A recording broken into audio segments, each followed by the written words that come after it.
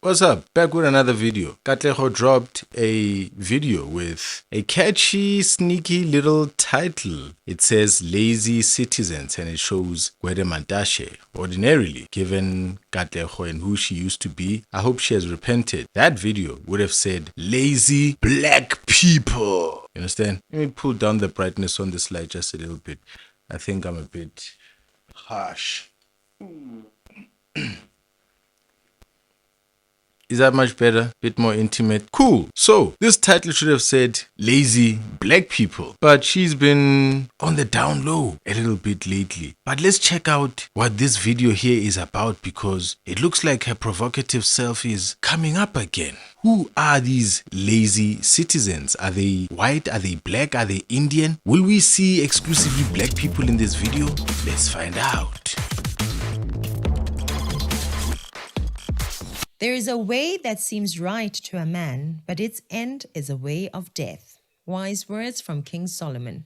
There are so many ways that we have adopted as human beings that seem like they are achieving the goal, but in the process, they are creating a community, a people, nation, and world that we ourselves and future generations will regret and detest. On Thursday last week, we did a video speaking about the EFF getting into colleges and universities, recruiting students and turning them into communists. What I do dispute is creating a culture that says that for us to achieve our desired goal, we must protest, chant and doi, making a mess of our surroundings to be heard. Submitted to the University of Cape Town management a memorandum of demands. So then the students of the University of Cape Town therefore decided to continue with their academic boycott because the fundamentals of why we Stop, Katlego. I don't know. Are we on the same brainwave? You know, people like to see us clash. They like to see me debate absolutely everything you say. And when I do debate your delivery or your purpose, especially the hidden subliminal purpose behind your videos at their core are meant to be racist and you are meant to promote white people in this society. You are meant to give off signals to the rest of the world that, hey, come, here's a very nice country that sits at the bottom of Africa and it has the dumbest black people you can find. So come.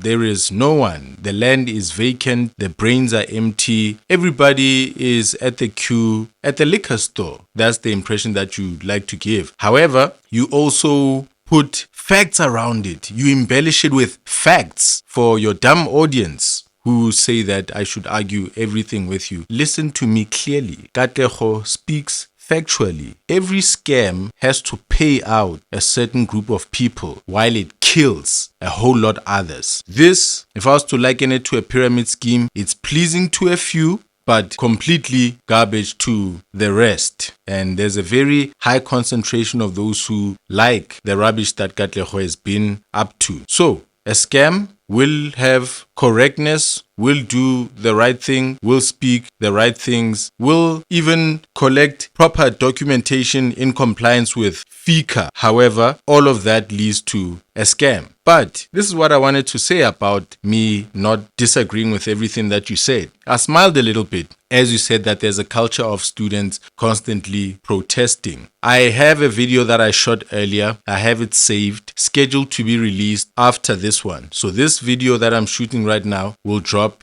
at 6 a.m. and then there's a sort of follow-up video that is along this theme of black people. Are they useless? Are they useful? You will see my next video drop where there's an interview where two qualified people, one in law, one in medicine, a doctor and a lawyer, are without jobs. In light of the things Katlego said previously about black people, although she has stopped, we'd like to continually reaffirm the value of a black person and to show that the black person has a desire. The black person has a mind. The black person is made in the image of God. The black person loves his children and the black person would like to see his kids receive a very good education and become very good participants in society. And we have such example here in this video from Newsroom Africa titled SA Youth Continues to Battle Joblessness. And you're going to be listening to two people who have degrees, one a law degree and another a medical degree. Both are without jobs. And it's a shocking thing in South Africa, ladies and gentlemen. And the guy who is a lawyer in that video spoke about the students having to fight now to get jobs in the same way that they had to fight to get an education. And you'll see it's already recorded, it's already uploaded, it's ready to be released. I spoke against this whole approach of a fight,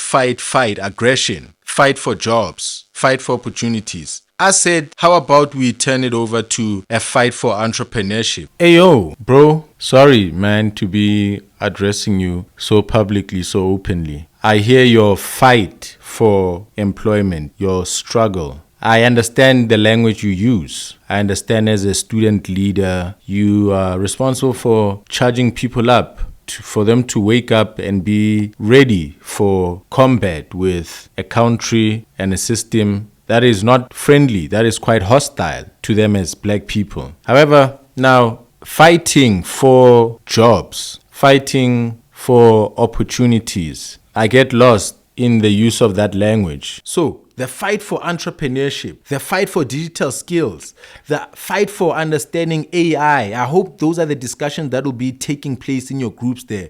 Not an agitation, guerrilla. No. No time for that. A fight for self-driven initiatives, a fight for creativity, a fight for digital skills, a fight to participate, be connected and be online, and then we see our way forward. That's what I propose. And I propose that looking at the disaster that the world is still going to face in the future. I know a lot of people want to grab onto degrees and education, but I've been seriously in the research of AI, autonomous systems. I've been watching the quick rollout of call center agent robots. They are so fantastic. I've got a bunch of robots myself and I'll be implementing them into a website where I'll be promoting my stuff on this channel very soon. So you can head over to my website down there, speak to my assistant autonomous agent. He will be able to give you answers about stock, specification of the goods I'm selling. So we are quickly getting back to your video. I just want to demonstrate something here. We agree, but you represent a people who do not want to agree, people who want to hold the moral high ground and act like they are the sole proprietors of facts, that anyone who agrees with them has to be a racist and a coconut and this quirky black people who are trying too much to please white people. So if I agree with you that protesting is not the right approach at all times, I should also agree with every dumb thing that you've ever said. And if I disagree with you, I am stupid because I don't agree that protesting is a wrong approach. Why can't both things be correct at the same time? I agree with you. With regards to the students protesting, it's a wrong approach. Students need to change their tactic very quickly, right? And at the same time, you talk a whole lot of bile. These two things are happening. You're speaking a truth that I agree with, and you are dog whistling, empowering racists. You're sending white people to a hell. White people, I believe that on Judgment Day, they'll be in the category, their race and their supremacy they've enjoyed here on earth. It's a fact. I believe that they'll be judged. The great sin of white people will be that of pride and arrogance and hatred towards somebody in God's image. A lot of black people will be in that category as well, but a lot fewer. However, black people will be in the large category of witchcraft and idolatry. And then all of us will be in a category together of general immorality. However, the black person has participated in a lot of witchcraft, a high amount that God doesn't want, and the white person is involved and has been involved in a lot of hatred, in a lot of pride. Pride which is resembling Luciferianism. Really, somebody ought to take a look. So, let's jump into your video. It's a long one. I don't want to speak too much in this one. I just want to let it go. What I've said so far, let your audience grow to become intelligent. Do not allow your people to become hooligans, people who are zombies of yours. Train your people to say, hey, this is what I believe, this is my perspective. Me and the people that I work for, the people who fund me to speak these things, including you yourselves. But remember to practice free thinking. It's the advice a preacher should give to their church to say, I know you're listening to me, but go and read the Bible yourself. Go and read it yourself. Have your own relationship. Me, I'm here to be an expositor, to show you nooks and crannies of things that God wants to inspire and bring into your life. But your followers are appearing to be exceptionally dumb people who do not want any unity of any kind, any agreement. And that's the problem that I have. So let's go here. Let's see what offenses you have to say to students who are struggling here. When to go submit that memorandum was, while we are still in the process of negotiations, classes cannot continue because some people don't have access to classes. While we're having this conversation or this meantime conversation, classes cannot continue because how do I not go to class while the other student has access to classes? And that's the only submission we have to the University of Cape Town because we don't like students or we don't like these finalists.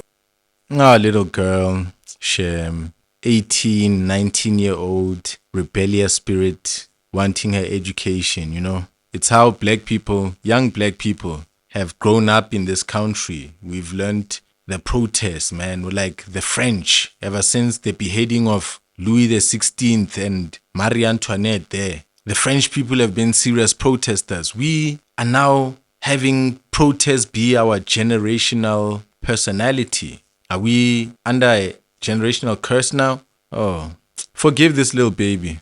To be left behind.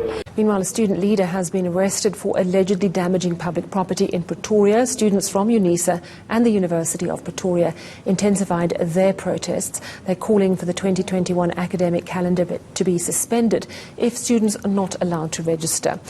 It started out as a peaceful protest until UNISA. Let me play this at 1.2x speed because I won't be interrupting. Students stormed into the Tshwane North College demanding that others join their movement. We want to make sure that students are being, everything is paid for themselves. Except for themselves, they are also not in good cause. They don't have transport themselves. They don't have accommodation for themselves. We are fighting for that, but they are dismissing us when we are fighting for them, and it's done by the EFF comrades. One student was arrested for allegedly damaging public property. Meanwhile, at the University of Pretoria, students blocked roads as part of their protest. We start here. Deep Kloof residents in Soweto have barricaded the Soweto Highway near the N1 after refusing to pay fines to Eskom. They are demanding reasonable payment plans and a flat electricity rate. Yes, Mr. So community members from Deep Kloof Zone 3 have taken to the streets in protest over the ongoing power outages in the area after Eskom disconnected the power 2 weeks ago, citing high energy losses that it says are caused by illegal connections, meter bypassing, and the purchasing of electricity from ghost vendors. I am very much against the mindset that says chaos, chanting, protesting, disturbing others from studying, going to work, or going about their business is the best way for us to get placement in universities, to get our school fees paid, to get water and electricity, to get wage and salary increases. It has become very common, not just in South Africa, but across the world. But just because it's common does not make it right or normal. Are those the yellow vests, the gilets jaunes, the protesters I was referring to? Is that them? Aren't we on the same bandwidth, Katlego? Shouldn't we have some tea sometime together? On the 28th of February, we released a video about what are we fighting for. In case it hasn't been clear enough, Citizen Concerned is fighting for a change in our culture, a change in how we do many things as South Africans, our mindsets, our priorities, associations, work ethic, and expertise. As Citizen Concerned, we believe that fighting for this change in culture and ways of working is necessary because although the current way of doing things may yield desired results, it comes with many more undesirable consequences. There is a law that says if you have to clean the CBD of Johannesburg, if you remove the people that are occupying those legal buildings, what must we do? We must find alternative accommodation, feed them, give them water, give them all those things. We don't have the capacity to do that if you take the number of people that have to deal with those things. So you need the Department of Home Affairs, you need intelligence to know who are these people, how they came here, and you also need firepower of law enforcement agents. But what do you do when you lead a municipality where 37% of the people are unemployed, but they must get water and electricity? Should we deny them water and electricity? Who have to fund for that? Should we have to blame the mayor of the municipality? if they switch off people that can adult. We had people in Pumlamkash that are using water without paying. We closed them. What did they do? They went to the freeway, and we have to open it. Those are some of the undesirable consequences, and for some, it starts with students setting the protest culture in schools and universities. They stop fellow students from attending classes because we want NSFAS, we want placement, and we want housing. As adults, they protest on the highway, blocking people from going to work because we want free water. This protest culture is visible in many spheres to varying degrees. Some taxi drivers harass people for using their private cars to travel with colleagues and friends. Imagine that. So they take the car or threaten violence. They threaten Uber drivers and delete some of them. Why? Because you're competition and we don't want competition, and we deal with it the best way we know how. Chaos. We are fighting to end such mindsets and culture.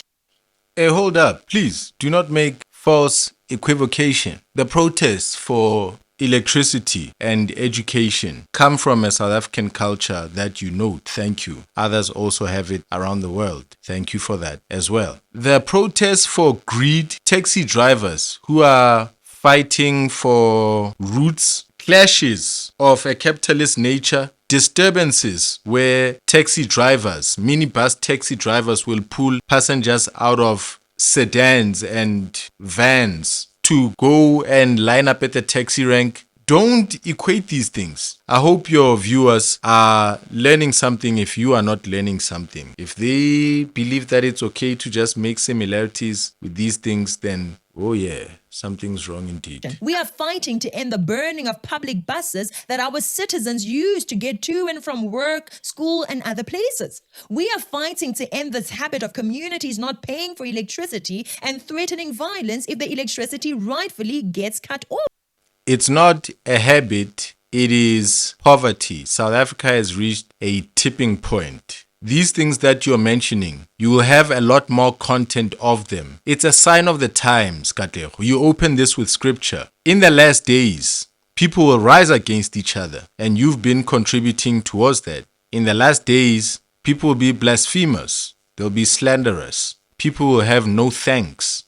People will have no charity, will have no love. So, people will have no electricity, no water, and they will riot and call threats and rise against another nation. So these black people, if the Bible is saying what it says and it will happen when it will happen, those people there are going to turn on the white South Africans in this country. Do not mock that situation, okay? I'm not calling people to any riotous behavior. You've heard me this whole time. That there is a bomb that we are all sitting on. The people in Alexandra Township are going to cross the highway and start settling across Sandton. The police officers will be so busy with squatters that there will be no intervention for robberies that will rise as there's this distraction.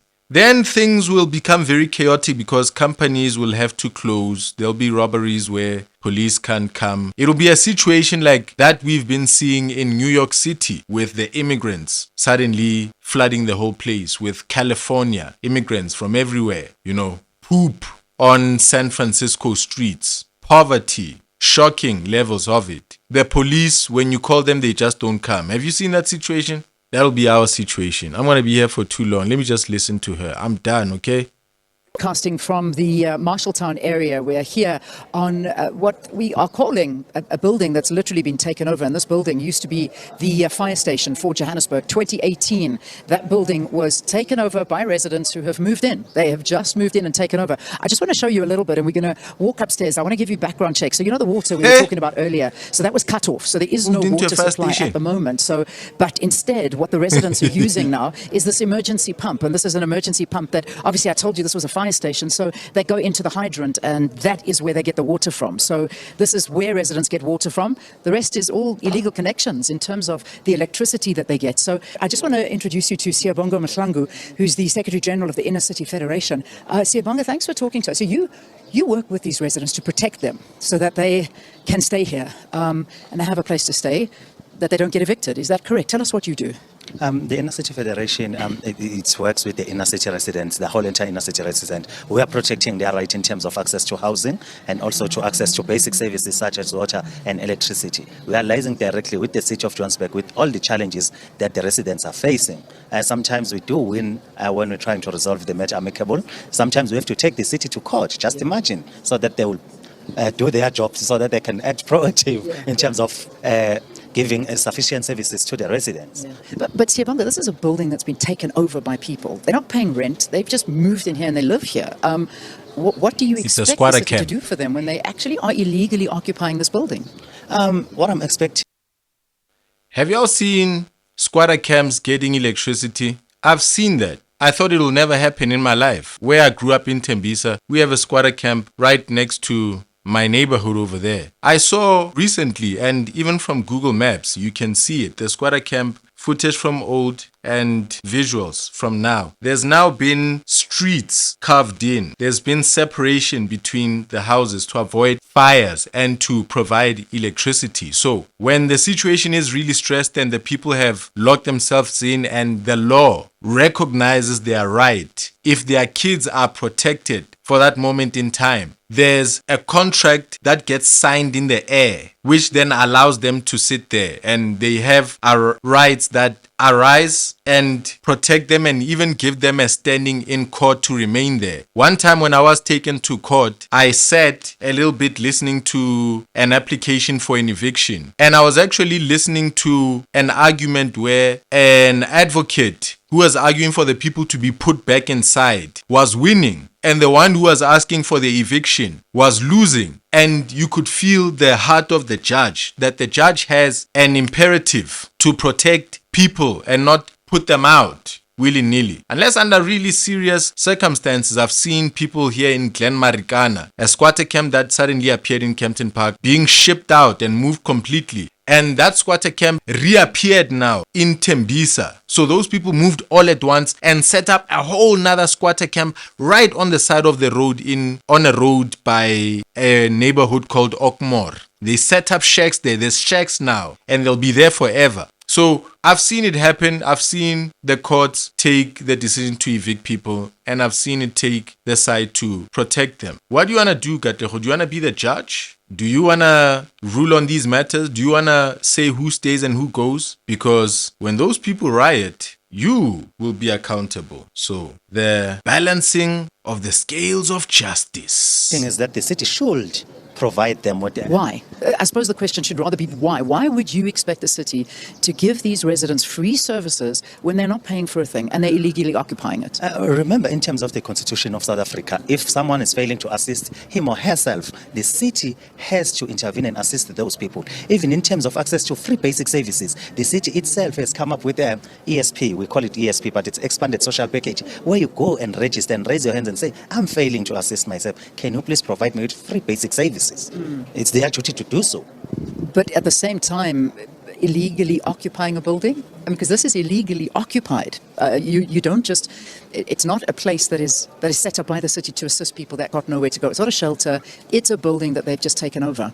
Yes, I agree, but we should look why these people are in here. If the city provided enough housing within the city, do you think these people will be in this building? No. Say whatever you want to say. Justify it as much as you want. But this is not how civilized societies handle matters. If you are unhappy... A poor society where majority is poor is not a civilized society. You are expecting Paris in KwaMashu.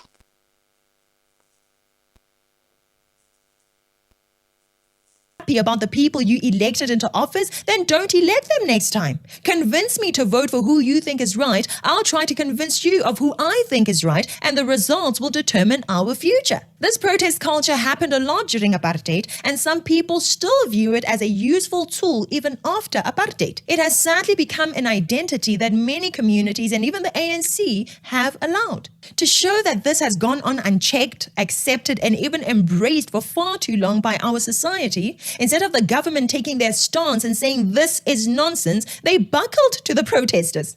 Instead of a well-trained SANDF being deployed to remove those protesters from the highway, allow people to go to work and contribute to our economy, the Premier of Gauteng simply cowers and gives them water that they did not pay for. We had people There's no way that you can permanently deploy the SANDF to deal with all of the poverty. Once you do that, you set a precedence. You now have to use that strategy. Then the military will be spent trying to control municipal matters, intervening in protests where people in some cases have made reservation with the municipality. They've said that we are going to protest. So there's a right to protest as well. There are protected marches. So you are balancing a fine act. But let me leave this to run its course, man. The Pumlam Cash that are using water without paying, we closed them. What did they do? They went to the freeway.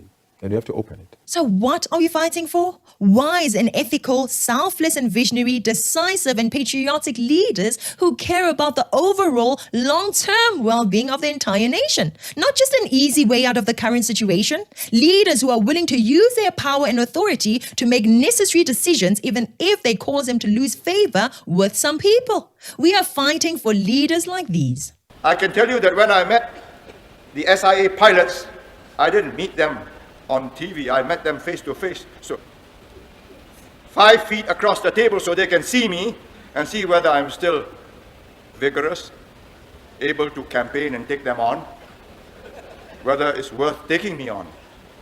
And I offered them 2 choices. Either you argue, you stop this intimidation, which is what it was, bringing SIA right down, disrupting services, ruining its reputation, millions of dollars worth of advertisements and sales ruined within a matter of 2 weeks. It will take many, many months to repair the damage. And I said, gentlemen, and one of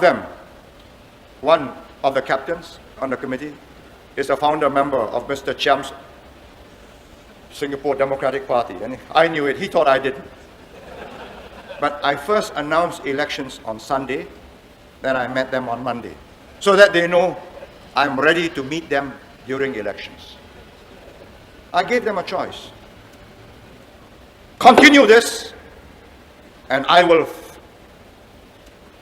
by every means at my disposal, teach you and get the people of Singapore, help me teach you a lesson you won't forget. And I'm prepared to start all over again. Or stop it. Get back to work, restore discipline, then argue your case. Took them 65 minutes. They did as much talking as I did, a lot of them in answer to my questions. And they decided, okay, it isn't worth the fight. Why? Because they know they'll lose. They know that I'm prepared to ground the airline. They know that I can get the airline going again without them. And let there be no mistakes about this. Whoever governs Singapore must have that iron in him, or give it up. This is not a game of cards. This is your life and mine. I've spent a whole lifetime building this. And as long as I'm in charge, nobody's going to knock it down.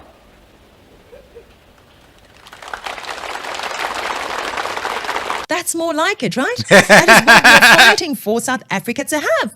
Now back to the highway protesters. Just like many politicized students, these grown citizens got their desired results through chaos, chanting, and false equivocation, man. Yeah, false equivocation. Yeah, man. You cannot have that much passion, that much dedication, that much wisdom, that much strength when your stomach is hungry. You're going to have to pretend it. You're going to have to act it. It's going to have to be a character. You have to be in character to have that sort of passion. That's cinematic, man. That's stuff of the movies. That's a great and mighty soliloquies and speeches that we've experienced in cinema and theater. That is stuff for Hollywood right there.